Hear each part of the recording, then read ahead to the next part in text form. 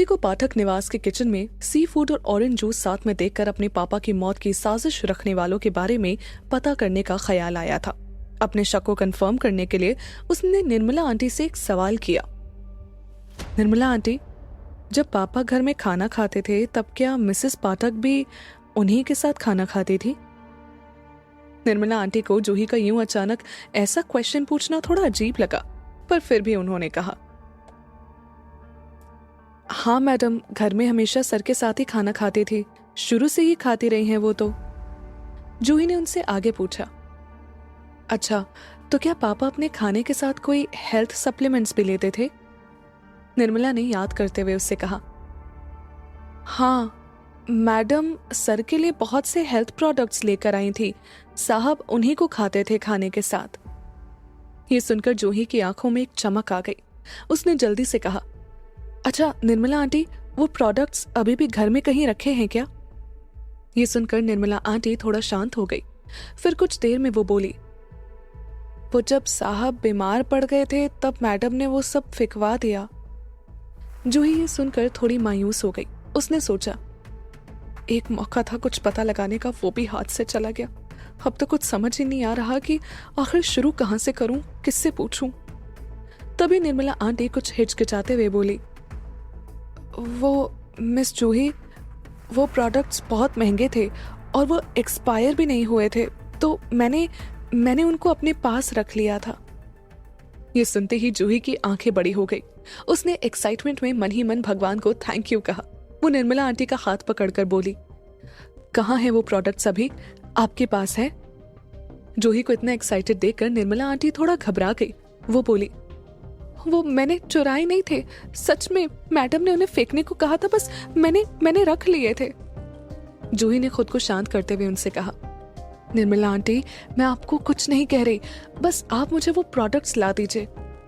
Nirmala aunty ने चैन की सांस ली और कहा, मिस जूही, वो प्रोडक्ट्स आदमी और औरतों के अलग अलग थे, तो आपको दोनों ही चाहिए? जूही ने तुरंत हाँ में सिर हिलाते हुए उनसे कहा, हाँ निर्मला आंटी, आपके पास जितने भी हैं मुझे सारे चाहिए, प्लीज थोड़ा जल्दी ला दीजिएगा। जूही को इतना हड़बड़ाता देख निर्मला आंटी ने अपना हाथ कपड़े से पोंछा और बोली, मैं अभी जाकर तुरंत लेकर आती हूँ, आप यही रुकिए। जूही ने हाँ में सिर हिला दिया। वो मन ही मन बोली, थैंक यू भगवान जी, आपने मुझे मेरे मकसद के एक और कदम करीब पहुंचा दिया है। अब पता लग जाएगा कि पापा के साथ आखिर हुआ क्या था। जूही के दिमाग में एक और ख्याल आया, कहीं नीना पांडे ने तो पापा को सी फूड के साथ विटामिन सी के प्रोडक्ट्स तो नहीं खिलाए? नहीं, तो ये क्या सोचने लग गई जूही, वो अपने पति के साथ ऐसा क्यों करेंगी? पर उन्होंने तो पापा के मेडिकल बिल्स भी नहीं भरे थे, अगर उन्होंने ये किया होगा तो? अब जो भी सच हो, पता तो लगाना ही पड़ेगा। अब जूही से सच जानने का और इंतजार नहीं हो रहा था। उसने दीवार पर टंगी घड़ी की ओर देखा, फिर खुद से कहा, ये निर्मला आंटी को इतना टाइम क्यों लग रहा है, मैं खुद ही जाकर देखती हूँ। इतना सोचते हुए जूही निर्मला आंटी के रूम की ओर जाने लगी। लेकिन जब वो वहां पहुंची तो अपने सामने चल रहे सीन को देखकर दंग रह गई। जूही एकदम से बुदबुदाई, ओह माय गॉड, ये नीना पांडे यहाँ कहाँ से आ गई? ये निर्मला आंटी के रूम के सामने क्या कर रही है? अगर उन्होंने देख लिया वो हेल्थ प्रोडक्ट्स तो सब गड़बड़ हो जाएगी। शिट, अब मुझे कुछ करना पड़ेगा। नीना पांडे निर्मला आंटी से बोल रही थी, सुनो निर्मला, वो मुझे तुमसे कुछ बात करनी थी, जाओ।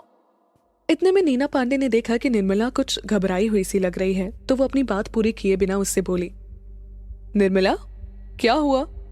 निर्मला आंटी उनसे बोली, नहीं मैडम, कुछ नहीं हुआ।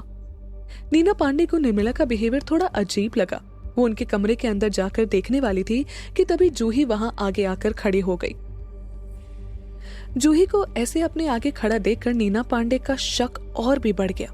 उन्होंने मन ही मन सोचा, ये जूही आज आगे से मुझसे क्यों बात करने आई है, और ये निर्मला क्या छुपा रही है? पता तो करना ही पड़ेगा। ये सोचकर नीना पांडे जूही को अपने आगे से हटा ही रही थी, पर जूही हटी नहीं। वो वहीं खड़े होकर बोली, चलिए मेरे साथ, मुझे आपसे कुछ बात करनी है। जूही की बात सुनकर नीना पांडे का ध्यान निर्मला से हटा और वो जूही के साथ जाने लगी, पर शक तो अभी भी था उन्हें निर्मला पर। इसीलिए वो जाते जाते एक बार निर्मला आंटी की ओर पलटी। नीना पांडे को अपने साथ चलता देख जूही ने चैन की सांस ली। निर्मला ने भी अपने दिल पर हाथ रखकर एक गहरी सांस ली थी। बप्पा, बचा लिया तूने आज, वरना मैडम तो मेरी जान ही ले लेती। ये सब उन्होंने फेंकने को बोला था। हाय, उन्हें पता चलता मैंने रख लिया है तो आज यहाँ मेरी नौकरी का आखिरी दिन होता। जूही थोड़ी दूर चलकर हॉल में चली गई और फिर रुककर नीना पांडे से बोली, कुछ दिनों पहले मैं अपने एक बचपन के दोस्त से मिली। उसने बताया कि उसने मुझे लेटर्स लिखे थे, पर मुझे तो उनमें से एक भी घर पे नहीं मिला। क्या कहना है आपका इस बारे में? नीना पांडे को जूही की बात सुन लेटर्स के बारे में याद आया। उन्होंने सोचा, हाँ, कोई भेजता तो था जूही के नाम पर लेटर्स, पर मैंने कभी जूही को इस बारे में बताया नहीं।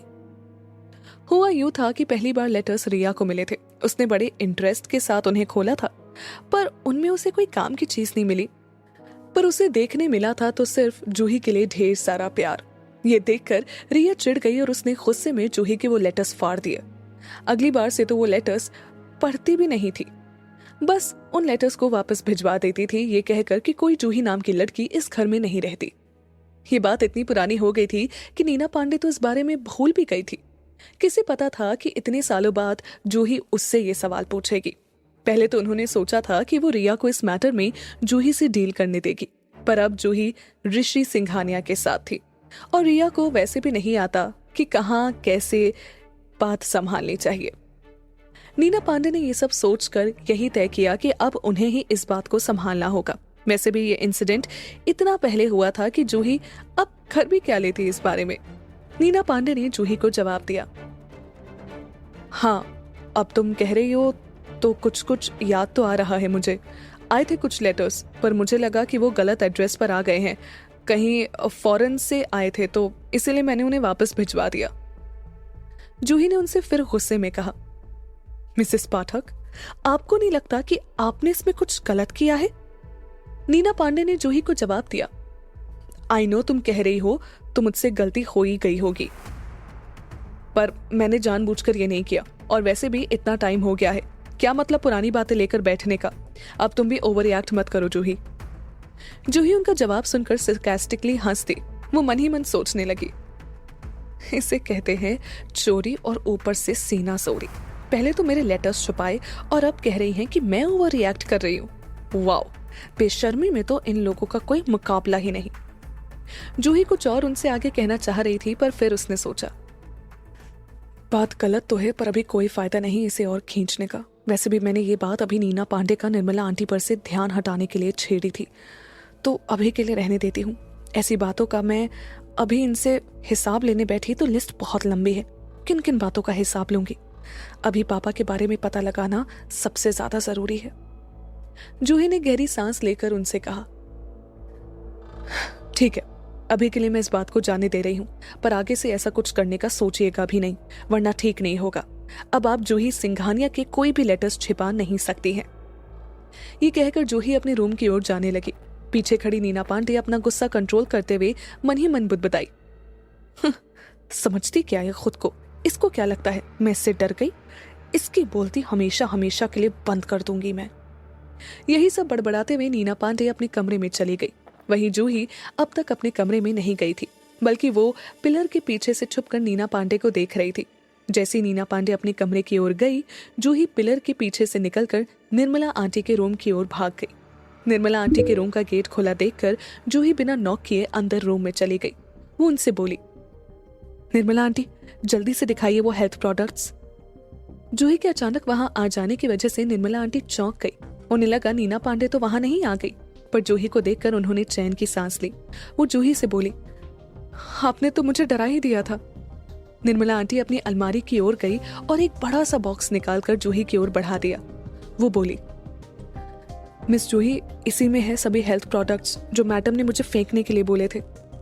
जूही ने जल्दी से उन सभी हेल्थ प्रोडक्ट्स की एक एक फोटो खींची और वहां से चली गई। अपने रूम पहुंचकर जूही ने सभी फोटोज को ध्यान से देखा, पर उसे कुछ खास समझ नहीं आया।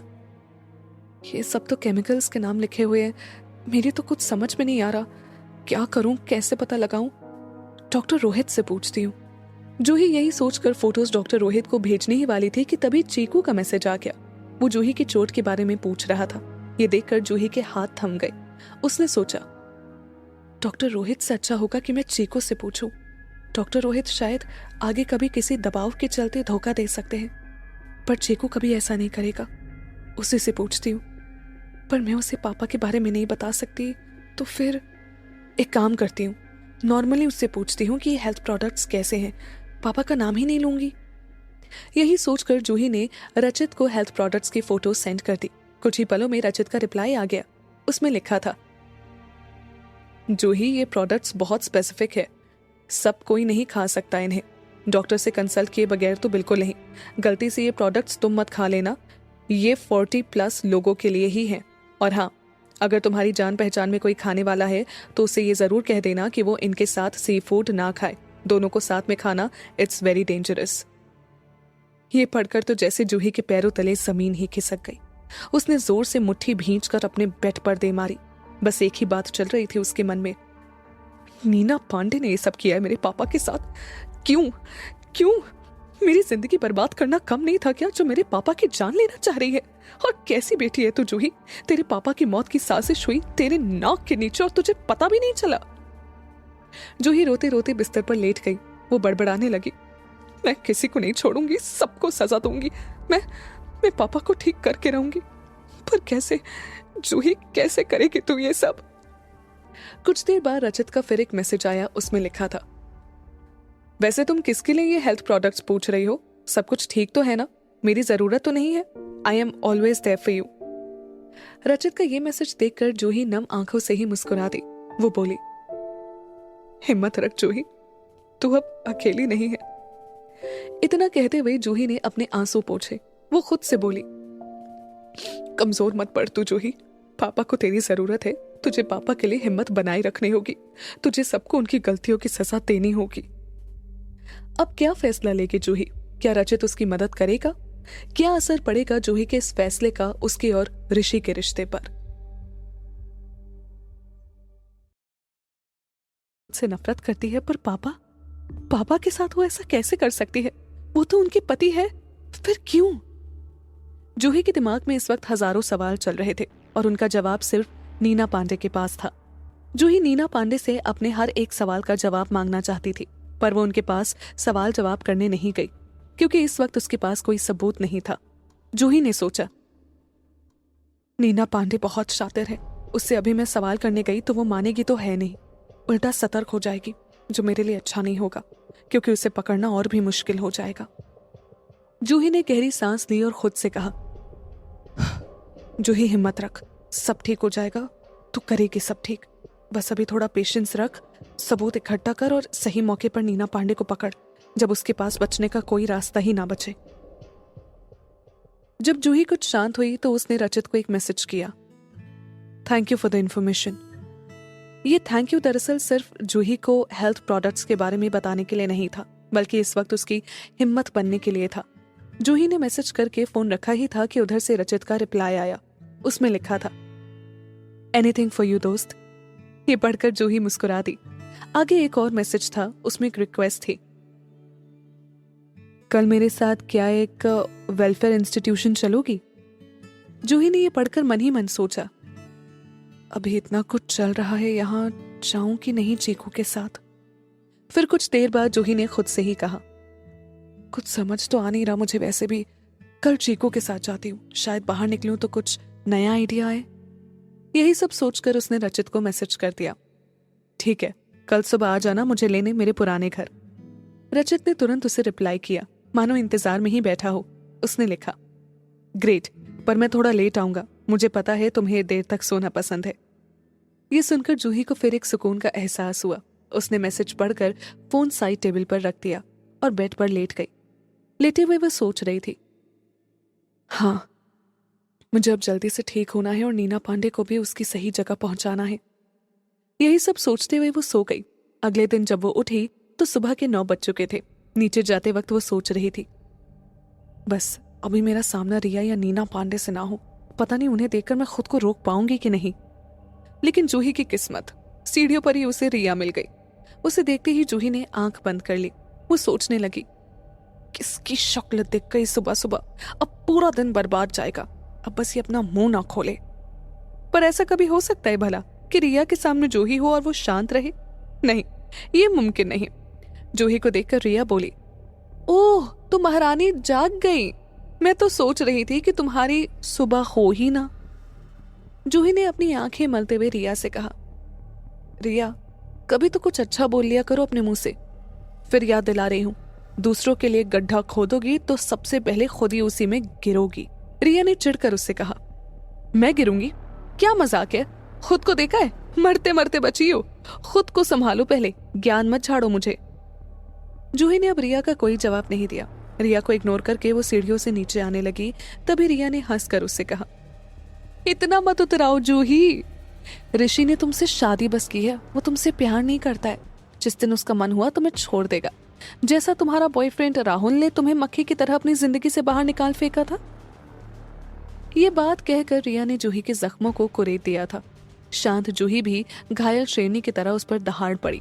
वो रिया से बोली, अच्छा, तुम्हें बड़ा पता है ऋषि के बारे में? वैसे मैं क्यों ना इतराऊं अपने पति पर? तुम्हारा तो कुछ भी नहीं लगता है वो। फिर जूही सरकास्टिकली हंसकर आगे बोली, ओ हाँ, अभी तुम्हारी चोट कैसी है? ऋषि के बॉडीगार्ड ने ज्यादा जोर से तो धक्का नहीं दे दिया था ना तुम्हें? ऐसा नहीं करना चाहिए था उन्हें। बहुत बुरा हुआ। पर क्या है ना, वो मेरे पति है। एरे गैरो के गले नहीं लगते वो। ये बात सुनकर रिया का चेहरा गुस्से से लाल हो गया। वो एकदम से जूही को मारने के लिए आगे बढ़ गई, पर जूही रिया के इरादे समझ गई थी। उसने रिया से कहा, रिया, मुझे हाथ लगाने की तुम सोचना भी मत, वरना अंजाम अच्छा नहीं होगा। रिया जूही की बात सुनकर रुक गई। उसे कल की बात याद आ गई, जब ऋषि के बॉडीगार्ड ने उसे धक्का मार कर गिरा दिया था। रिया ने मन ही मन सोचा, आज खुश हो लो जूही, जितना आज तुम्हें खुश होना है, पर कल जब ऋषि को मैं अपना बना लूंगी तो तब मैं तुम्हें छोड़ूंगी नहीं। यही सोचकर रिया गुस्से में पैर पटकते हुए अपने कमरे में चली गई। जूही ने रिया को जाता देखकर सुकून की सांस ली और मन ही मन बोली, फाइनली ये गई तो सही। जूही सीधा निर्मला आंटी के पास गई और वहां जाकर बोली, आंटी, आज मैं कुछ हल्का खाऊंगी, आप बस पोहे बना दीजिए मेरे लिए। निर्मला आंटी ने उसे कहा, जी ठीक है। लेकिन वो थोड़ी ठिठकी हुई खड़ी थी, जैसे वो जूही से कुछ कहना चाहती हो। जूही ने ये देखकर उनसे पूछा, कुछ बात है निर्मला आंटी? आपको कुछ चाहिए? निर्मला आंटी ने अपना सर नीचे झुका दिया और बोली, वो दरअसल हेल्थ प्रोडक्ट्स के बारे में। हेल्थ प्रोडक्ट्स का नाम सुनकर जूही चौकन्नी हो गई। उसने निर्मला आंटी से जल्दी में पूछा, हेल्थ प्रोडक्ट्स के बारे में क्या? जल्दी बोलिए। निर्मला आंटी ने थोड़ा झिझकते हुए कहा, वो कल आपके जाने के बाद मैडम मेरे पास आई थी। वो पूछ रही थी कि मैं इतनी घबराई हुई क्यों हूँ। पहले मैंने कुछ नहीं कहा, पर उनके बार बार पूछने पर मैं घबरा गई और मैंने हेल्थ प्रोडक्ट्स के बारे में उन्हें बता दिया। जूही ने अपने माथे पर हाथ मारते हुए उनसे बड़ी जोर से कहा, ये क्या कर दिया आपने निर्मला आंटी? निर्मला आंटी जल्दी से अपनी सफाई देने में बोली, सॉरी, वो मुझे लगा था कि आप मैडम से ये बात छुपा रही हैं, पर मैं घबरा गई और सब गड़बड़ हो गया। इतना कहकर निर्मला आंटी ने अपना सर झुका लिया। जूही ने गहरी सांस ली और खुद को शांत किया और कहा,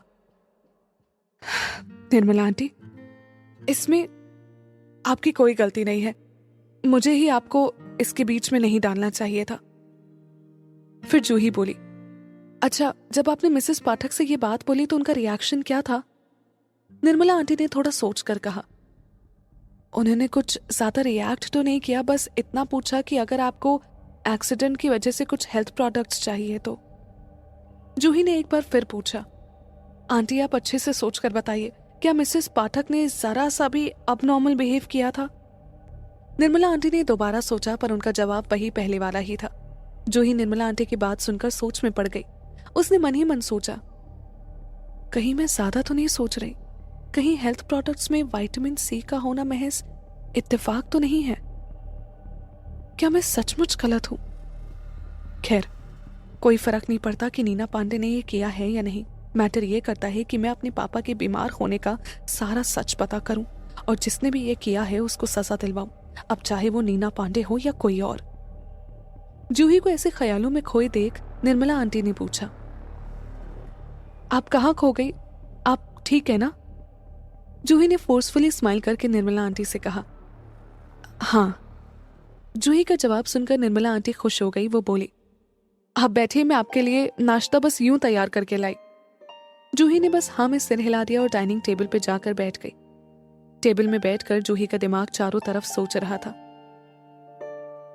नीना पांडे ने क्या सच में कुछ नहीं किया? तो फिर और किसे पापा के बीमार होने से फायदा हो सकता है? निर्मला आंटी इतने साल बिना बहाना बनाए पाठक निवास में रह कैसे ली? बस कर जूही, तू सच में अब ज्यादा शक करने लगी है, वो भी निर्मला आंटी पर। तो सोच भी कैसे सकती है? इतने में रचित भी जूही के दिए हुए एड्रेस तक पहुंच गया था। वो अपने सामने इतना बड़ा घर देखकर सरप्राइज हो गया। उसने मन ही मन सोचा, इतना फर्क है मुझ में और जूही में। कहा मैं अनाथालय में रहा और जूही महलों में। हमेशा से ही हमारी दुनिया अलग थी। मैं अडॉप्ट हो गया, अमेरिका चला गया और अब हॉस्पिटल में सर्जन हूं। पर अभी मेरी लाइफस्टाइल मिडिल क्लास ही है। ये जूही तो बचपन से ही प्रिंसेस की तरह रही है, कभी इसने कोई प्रॉब्लम नहीं फेस की। फिर रचित ने अपना सर हिलाकर कहा, अरे रचित, तू भी किन बातों को लेकर बैठ गया? वैसे भी अब तो जूही की ऋषि से शादी हो चुकी है। अब क्या मतलब सोचने का कि जूही के पास क्या है और क्या नहीं। एक तरह से अच्छा ही हुआ कि इसकी शादी ऋषि से हुई। दोनों बिजनेस फैमिली से है। जूही खुश रहेगी उसके साथ। मुझे भी तो बस जूही की खुशी चाहिए। अब अगर वो ऋषि के साथ खुश है तो मैं भी उसके लिए खुश हूं। फिर रचित ने एक गहरी सांस ली और अपना फोन पैंट की पॉकेट से निकालकर जूही को कॉल किया। जूही के फोन उठाते ही वो बोला, हे जूही।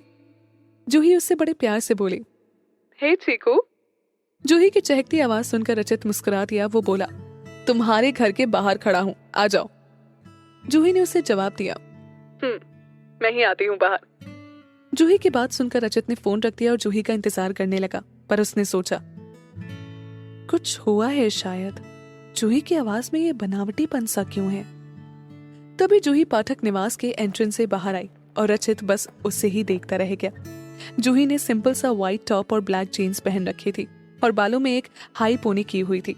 कोई मेकअप नहीं था, पर फिर भी उसमें एक खास खूबसूरती थी। एक मासूमियत छलकती थी उसमें, जिसकी वजह से लोग खींचे चले आते थे। जूही ने रचित को देखकर अपना हाथ हिलाया और मुस्कुरा कर कहा, हे चीकू। रचित ने उसके लिए कार का दरवाजा खोला और जूही सीधा रचित के साथ कार में बैठ गई। पूरे वक्त रचित की नजरें बस जूही के मुस्कुराहट पर टिकी हुई थी, पर वो कुछ कह नहीं रहा था। जूही को चीकू का बिहेवियर थोड़ा अजीब लगा। उसने उससे पूछा, क्या हुआ चीकू, कहाँ खोए हुए हो आज? कोई बात है क्या? रचित अपने ख्यालों से बाहर आया और जूही की आंखों में देखकर बोला, नहीं, बात तो कोई नहीं है। तुम बताओ जूही, कोई बात हुई है घर पे तुम्हारी तबीयत तो ठीक है ना? जूही ने अपने बाल कान के पीछे किए और अपनी नजरें थोड़ी चुरा कर बोली, मैं ठीक हूँ चीकू। ऐसा क्यों पूछ रहे हो तुम? अच्छी खासी तो बैठी हूं तुम्हारे सामने। इस वक्त जूही ने मन ही मन सोचा, चीकू को कैसे पता कि मेरा मूड ऑफ था? इसे सिर्फ मेरी आवाज से ही अंदाजा लग गया।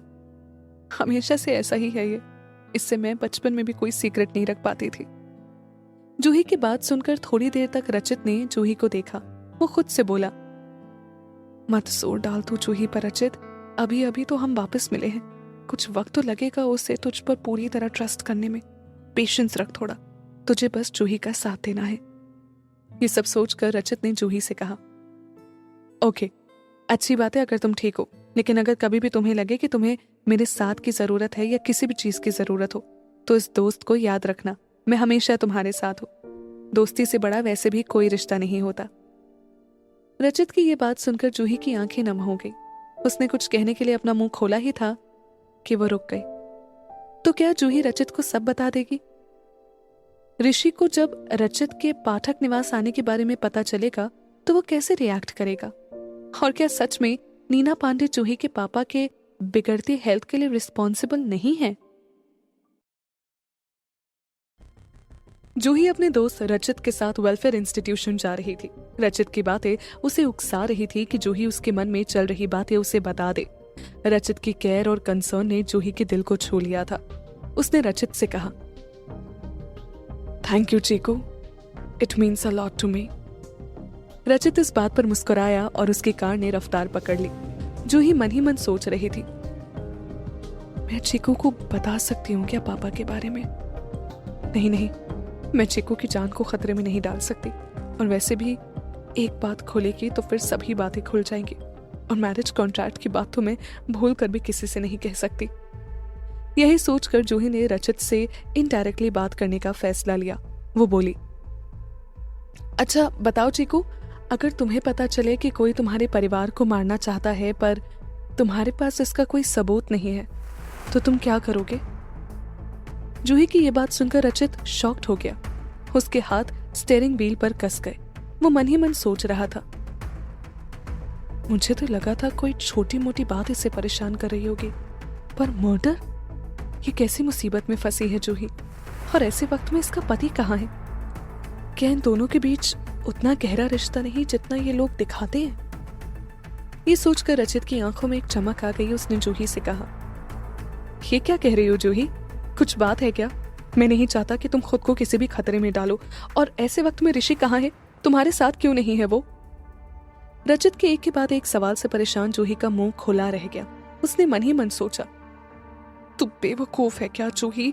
तूने अपना मुंह चीकू के सामने क्यों खोला? अब वो घबरा गया ना तेरे लिए, अब तू उसे क्या जवाब देगी? और ये तो ऋषि के बारे में भी पूछने लगा। ओ माय गॉड, अब मैं क्या करूं? तभी जूही उससे बोली, चीकू। चीकू ने जूही की ओर सवालिया नजरों से देखा। वो बोला, क्या हुआ जूही?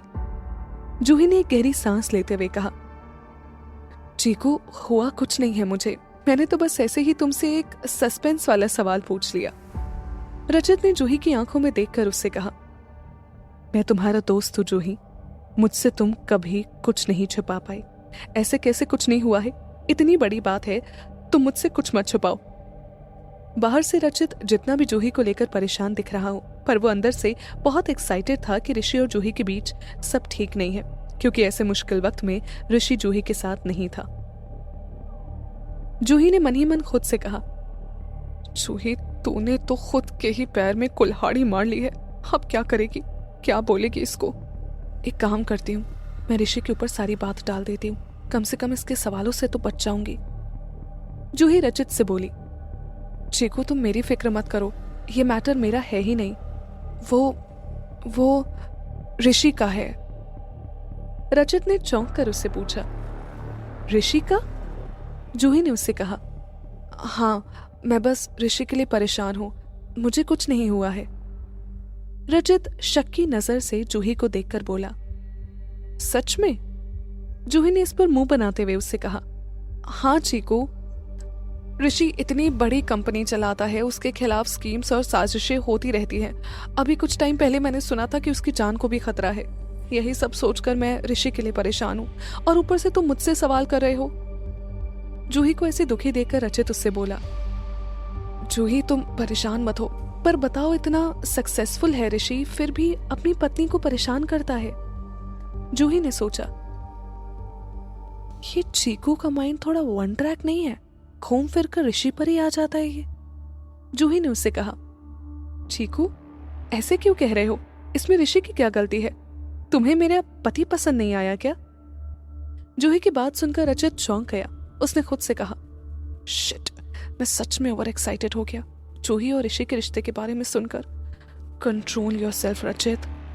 फिर रचित ने गहरी सांस लेते हुए उससे कहा, नहीं, ऐसी कोई बात नहीं है, वो मैं बस तुम्हारे लिए परेशान हो गया था, और मैं समझ नहीं पा रहा था कि कौन सा पति ऐसे मुश्किल वक्त में अपनी पत्नी का साथ छोड़ता है। जूही ने जल्दी से हाथ मटकाते हुए उससे कहा, नहीं नहीं चीकू, तुम फिर गलत समझ रहे हो। ऋषि मेरी बहुत परवाह करता है, इसीलिए तो खुद की जान पर खतरे होने के बावजूद उसने मेरी जान की फिक्र की, और मुझे यहाँ पापा के घर सेफ्टी पर्पस की वजह से भेज दिया। जूही को ऐसे ऋषि का साइड लेते और उसकी परवाह करते देख रचित के दिल के टुकड़े टुकड़े हो रहे थे। उसे ऐसा लग रहा था कि उसके सीने से कोई उसका दिल काट कर बाहर निकाल ले जा रहा हो, पर फिर भी उसे मुस्कुराना पड़ रहा हो। रचित ने फोर्सफुली स्माइल करते हुए जूही से कहा, अच्छा ऐसा है, चलो हम वेलफेयर इंस्टीट्यूशन पहुंचने ही वाले हैं। रचित के सवाल पर जूही ने चैन की सांस ली। उसने मन ही मन सोचा, बाल बाल बची है तू जूही, अगली बार से तू अपना मुंह बंद ही रखना। अच्छा हुआ चीकू ने ये टॉपिक खत्म कर दिया, वरना मैं जरूर कुछ उल्टा सुल्टा बोल देती, और फिर ऋषि तो मेरी जान ही ले लेता। Oh thank God. इसके बाद रचित ने और कुछ नहीं कहा। वो कार को एक्सेलरेट करता हुआ तेजी से वेलफेयर इंस्टीट्यूशन की ओर बढ़ने लगा। जूही ने एक नजर रजत की कार को देखा और मन ही मन बोली, कितनी साफ और सिंपल है इसकी कार, और दूसरी तरफ ऋषि की हर चीज फ्लैशी और मिस्टीरियस, बिल्कुल उसकी ही तरह। जूही अनजान थी कि उसकी अब हर बात कहीं ना कहीं ऋषि से चाहे अनचाहे जुड़ने लगी थी। अपने ख्यालों की दुनिया में खोई हुई जूही अनजान थी अपने पीछे खड़े खतरे से, अपनी छोटी बहन रिया से। रिया ने जूही को रजत के साथ एक कार में जाते देख लिया था। उसने सोचा, वाह जूही, कितनी भोली बनती हो, पर यही है तुम्हारा असली रूप, कैरेक्टरलेस। पर कोई बात नहीं, तुम्हारी इन हरकतों से मेरा ही फायदा है।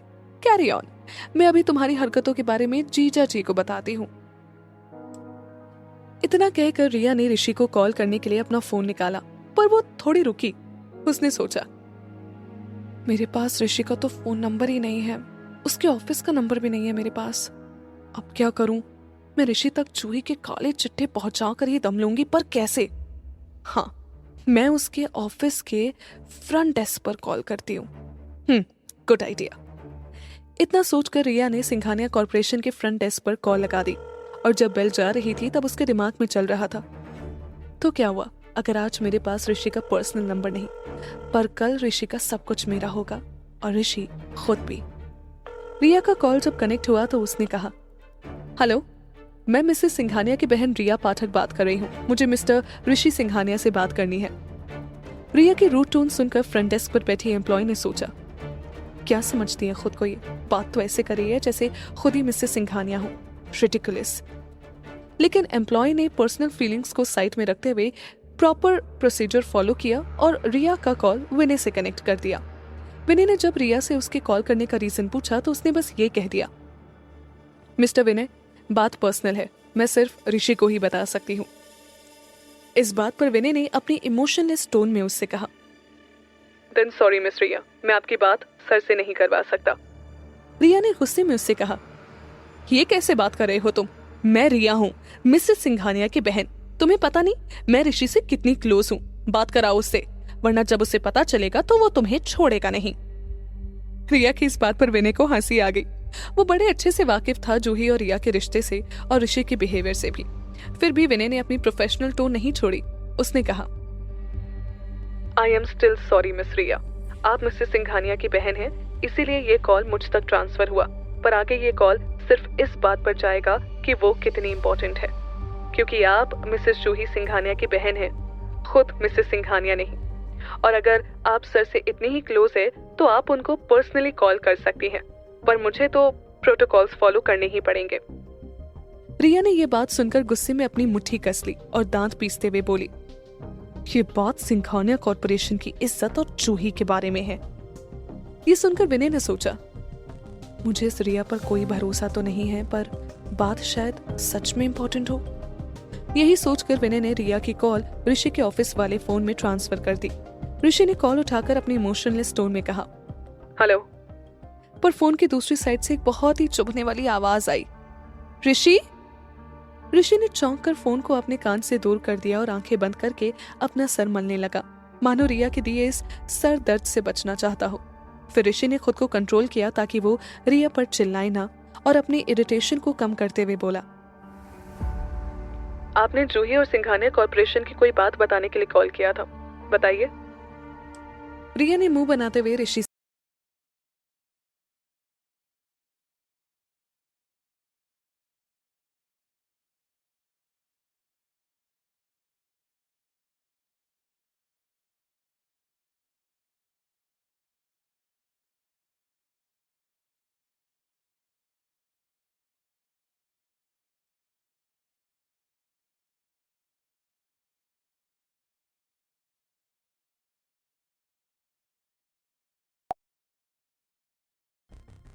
जूही अपने दोस्त रचित के साथ वेलफेयर इंस्टीट्यूशन जा रही थी। रचित की बातें उसे उकसा रही थी कि